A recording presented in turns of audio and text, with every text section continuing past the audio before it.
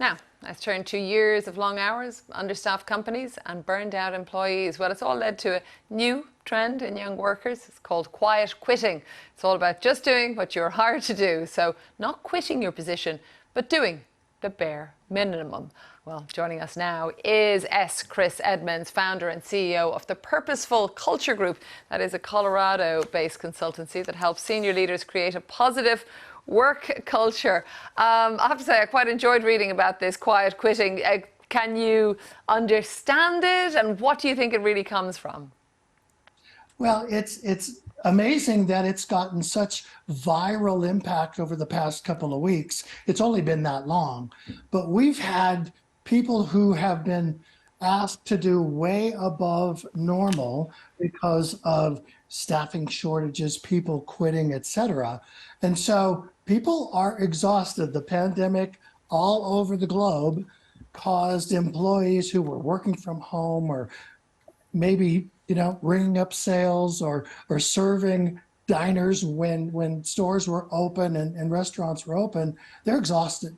They're absolutely exhausted. And so the whole idea of quiet quitting isn't quite as bad. We used to talk in the HR industry about people will quit and leave and people will quit and stay, right? And this quiet quitting isn't the quit and stay. It's literally, as you say, it's doing the bare minimum. It's doing exactly what you paid me for. Well, I was wondering though, isn't it just a new term for an age-old problem within the workplace of having perhaps a non-motivated workforce? Is there anything different this time round? I think what's different is, and we call it the impact of a crappy culture. And most leaders don't pay attention to the quality of their work culture, but employees really do. And so here in the States, we've had 60 million Americans voluntarily leave their jobs since January 2021.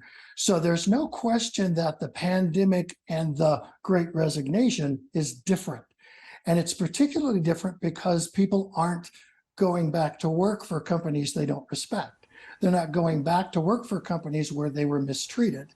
And so I think there's a bit of I'm not going to resign, but I'm going to do the bare minimum because I don't think I'm being treated fairly. I don't think I'm being respected. I don't think I'm being validated.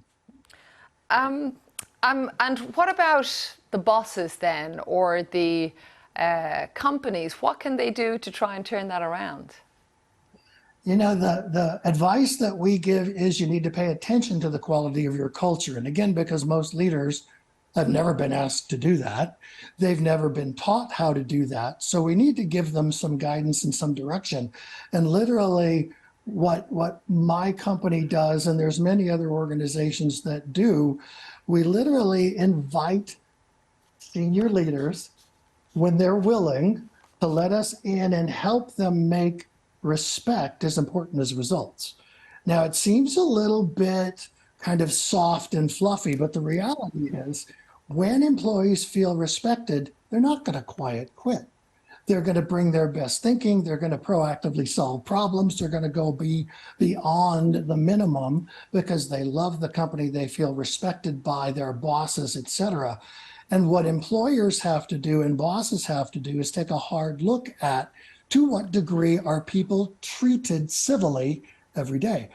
To what degree are they respected every day for their ideas, efforts, and contributions? The reality is many, many more organizations demean and discount rather than validate and respect.